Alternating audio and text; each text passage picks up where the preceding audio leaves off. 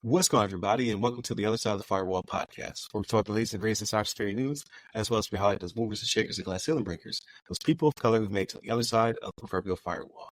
My name is Ryan Williams, and as always, I'm joined by Shannon Tynes. What's up? What's up? Chris Abacon. What's going on, everybody?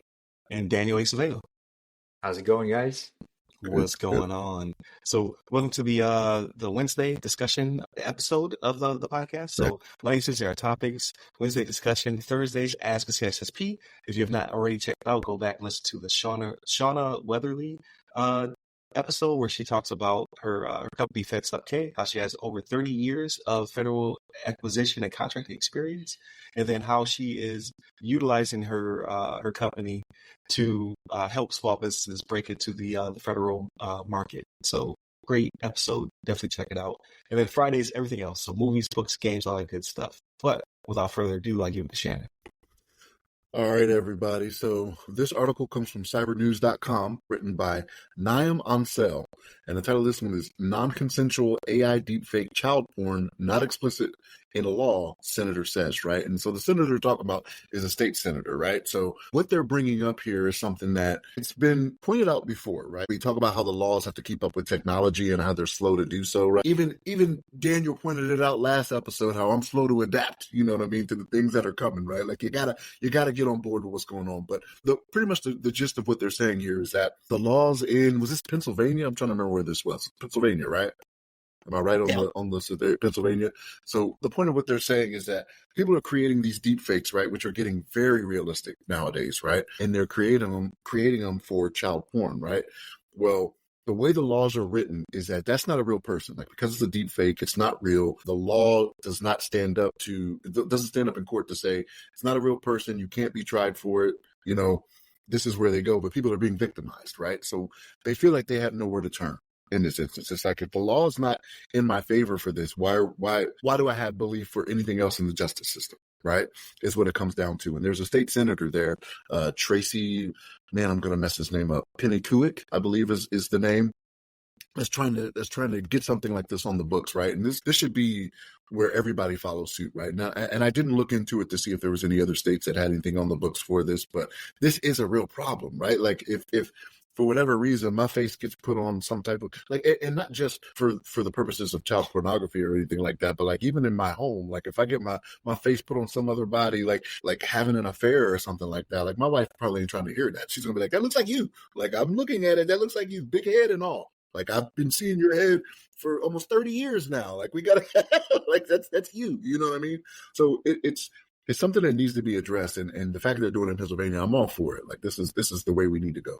The laws need to catch up with technology. That's just running ahead at such an accelerated pace. But Chris, what's your thoughts on this? I mean, really, my first thoughts, kind of to piggyback off your thoughts, is that really it's privacy issues as well. You know, for me, I'm thinking on the privacy end, the right for a company or anybody to use your likeness, right, for something.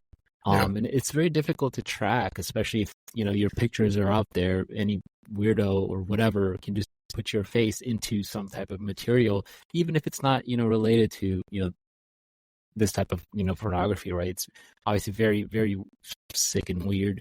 Yeah. But like, it doesn't even have to be that. It could be your face on an ad, right? For Viagra, or something. Look at this guy, you know. But I'm just trying to say, like, that's an example, right? Like, I don't want my face, or, you know, you wouldn't want your face associated to something that you have no idea, and you have no idea what they're doing with it, right? So I think from this case, it does come down to privacy, but in this case, for, you know, the young people, the minors, I think we as at least the law should definitely protect their privacy, especially when it comes to this type of stuff. So in this particular article, they talk about, from the laws, I'm not a lawyer, right? But from this article, and with respect to this specific state, and I quote, if changed from child pornography to sexual abuse material, this would automatically include the use of AI to generate child porn, right? So, but the thing is, like, that is definitely a step in the right direction. Like, child sexual abuse material needs to be punished at any level, at any layer, right? To include generation of it, right? Even a painting, or I just think that to me, it's a fairly obvious thing. You wouldn't want your face put into a situation that's not without your consent, and definitely not children, right? It's just, it's disgusting, and I definitely think it needs to be addressed. But again, Daniel, what are your thoughts? Okay, I unmuted myself. Yeah, it There was it is. and I got heated on this one. I was really upset. Yeah, I have a daughter, right? So, this kind of hits really close to home for me. And then, so the article had me on the seesaw of emotions. So the article's title had me thinking it was about like child pornography, like young children. But the victims were high school students. Doesn't make it any better. But then you read the people that they mention at the end that have been accused. All of those were child pornography, like children cases, which are scum of the earth. So it made me I was angry to begin with, even angrier that these poor girls that are in high school, at that age, we all remember we were teenagers. I was a super weird, awkward teenager. It's like gangly and like had trouble. So I had all these self-personal issues. So I can imagine these poor girls also, now they got to deal with this. It's out in the public probably. It's probably being sent to their friends. Like the new form of bullying, right? It's like bullying 2024, which is horrible. And this is this iteration. Deepfakes are only going to get better. So I can only think how bad it's going to be in the next 5 years. So my heart goes out to them and their family. People like this that do this, even if it's like a high school student doing this, because let's say the girl didn't want to go to prom with him or had a bad breakup.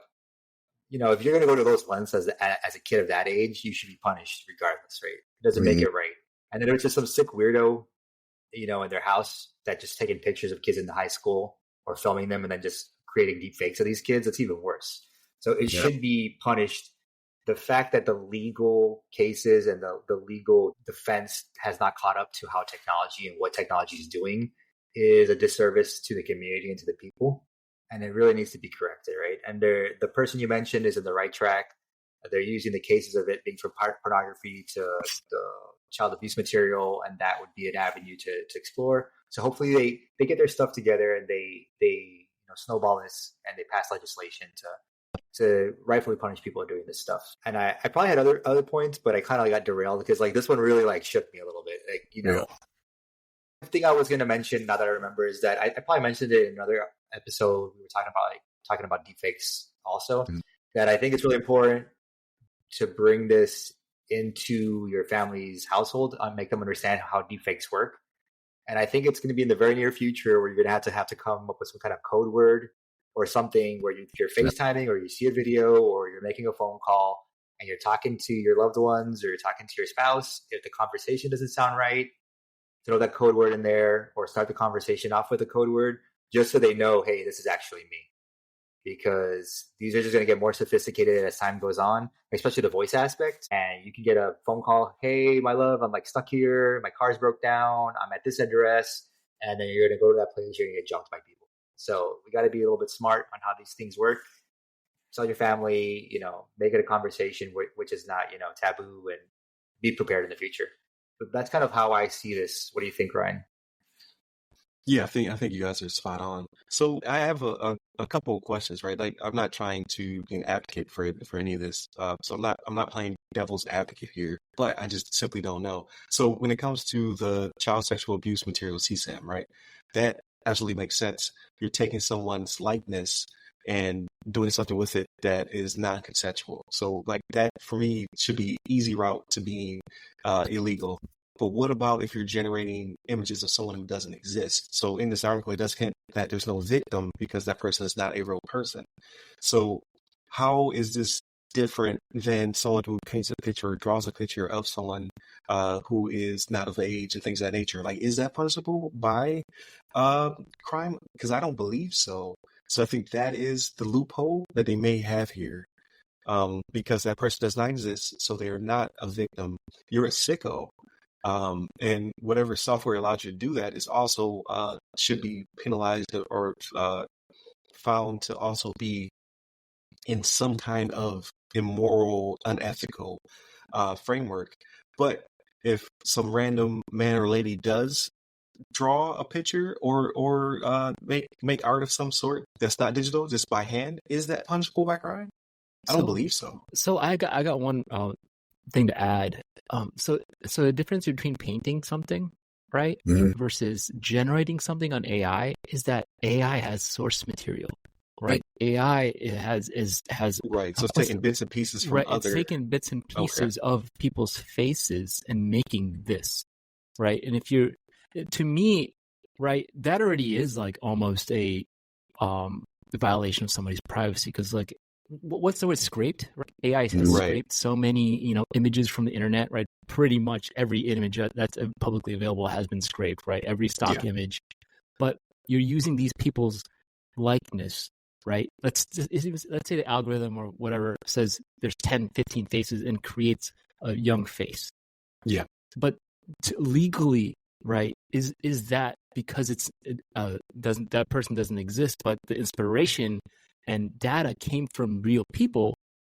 Could that be construed as a real person? So maybe if they watermark it, so like right. This eye came from said image, this cheek came from said image, and it's like we can deconstruct this image to find all of the images it was based upon. Like correct. Maybe that can then be again, I'm not a lawyer, right? But from a legal standpoint, right, I'm sure that there's a lawyer or a team, making out there trying to figure out the solution, right? At least from a legal perspective. So here's my, I don't want to say rebuttal to that, but like even when it comes to someone that's using, paints or charcoal or whatever, they also have inspiration, right? Like true. It's not like they have come up with a person that no one has ever seen anywhere, right? Like when they draw a picture, it's the hair of their mother, the nose of their father, or they have a niece that looks like this. But like, so I don't know. That line is very fuzzy because even like a true artist has an inspiration to where they got that from somewhere. They had their muse, right? Artists like to say they always have a muse, and it's like, shut up, you just That's true, but I feel like it's because it's the images. These are actual images that are generated from actual files that exist. Right. So when a photo was taken, right? Because as an artist, it's an artist. That's the whole concept of art, right? It's like it's something that's from the person, something an interpretation of. If you draw hair in a certain way, it's just because you've seen it, and that's the way your mind perceives it. Versus the mind, our minds are totally different from an algorithm that takes fixed files, generates it, scrambles it up in code, and then creates something. That is absolutely a different process, in my opinion. But the thing that's confusing to me is that child pornography is illegal regardless, right? Right. Yeah. Period. At the end of the day. So even if it's not a real person, whatever is being generated, if it's not an adult, it's still a child. Yes. And if it's pornography, it's still pornography. So I don't know why. Is this like, this is the case, and we're trying to figure this out. We're not lawyers. This is the part of where our legal system is broken, because at the end of the day, the end product is still child pornography. We shouldn't have to jump through so many hoops to convict someone that has an issue or is a sicko or is doing these things to hurt anybody or even have access to these things free of will. Because if he were to go out and get this from like a dark web or something like that, regardless, it would still be classified as having illegal content in his possession. Just because he's able to generate it freely by himself from a system and they're not real people, it's still should be child pornography regardless. Right. And I 100% agree with you. However, is there a precedent? Yeah, I'm saying the word incorrectly, but whatever. For someone who draws, like let's say like this person's super, like I keep saying he, like we're being, I bet you like 99% a little sexist. We are sexist. So he or she, right? The predator, this predator, were to draw this thing, is that still punishable by the law though? That's the thing. I'd have to find out, because if somebody were to, like, if there was a use case to like go into somebody's house with a warrant and then they found a bunch of paintings of a bunch of like young children. The assumption would be that this was based upon a real person. Like he or she did something to somebody and then painted or drew it. But what if they just drew it? Is that still punishable? There's probably cases out there that are like that. So here's my wrench to throw in here, right? So like when it comes to old Renaissance paintings and they drew the cherubs, right? The young children and whatnot that are naked. Is that pornography? Or is it art? No. Yeah, it's art, right? It's considered art, yeah. Same thing if you take... They're little angels. They're little angels, aren't they? They have little wings. But it's also intent, though, right? It's intent. Like, intent. That piece of art it's there as...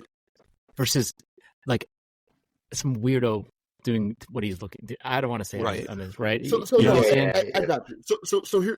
Here's why I say this, right? So like there was a point I can remember back in the day, right? And I hope I'm not violating any statute of limitations or anything like this. But when my children were young, when you take like pictures of your children in the bath, like you would like send them to family or like you'd have them printed off and you show them to people. Yeah. It wasn't because of that. It was like, okay, my child's first bath, right? So it may have some type of nudity or something like that in there, right? You cannot do that nowadays. Like you better not take a picture of your child's first bath and then send it, text it, email it, messenger it, or whatever. Like they're going to get you for child pornography. It's just one of those things where this is where we have come, right? Like I'm not doing it. Yes, society for pleasure, right? Has changed the context of it, right? But I thought it's weird, right? Like this is a weird conversation. But I heard from somebody that if it's in black and white, like let's say you take a picture of your child, like newborn picture of your child, black and white versus color does make also a distinction or a difference in implications. Yeah, it's weird. Weird. Yeah, I don't see that. Yeah, I don't know, but I guess we can all agree that these people are weird and something should happen. Yes, 100%. I don't know what should happen to them, but something should happen. They should go to Kentucky jail and get more credits from Securus. Not really. Right. Good throw call back to the earlier episode, right? Oh man. But you see the like within the article, like so I encourage everybody to check the article. Like there are stiff penalties for this, right? Like these people are getting 20, 30, 15. Like they're getting the book thrown at them. So it's not just enough. Not enough, right? In my opinion. So it's just a matter of time before it evolves to encompass the CSAM stuff and other things, the generated images and things of that nature, which will also get you hemmed up. So that's why it's an important conversation to have with your children, because technology has kind of accelerated to the point where they're sending pictures of their classmates, or they may be generating this stuff like, haha, this is funny, but no, you have child porn on your phone now. So just because you're a child does not clear you of the law. I don't know what the word would be for that. So like a child can have possession of child pornography and get time and penalties because of it as well, not knowing that like, oh, okay, I took this picture of myself to send, to a boyfriend or a girlfriend or whatever, but now you have child porn. So there's implications there as well. So we live in a crazy world. But definitely hit up all of us at Scabarne, the other side of the firewall, or the other side of the firewall, the other side of the FW, or Ask a CSSP. I try to combine all that stuff together. Or hit me up personally. I'm at RY Security Guy. That's RY Security Guy. You can find me on all the social media platforms. And where can they find you, Chris? You can find me on LinkedIn under Chris Abacon. Last name spelled A Bacon. And you, Daniel? On LinkedIn under my name, Daniel Acevedo. There it is. Stay safe. Stay secure.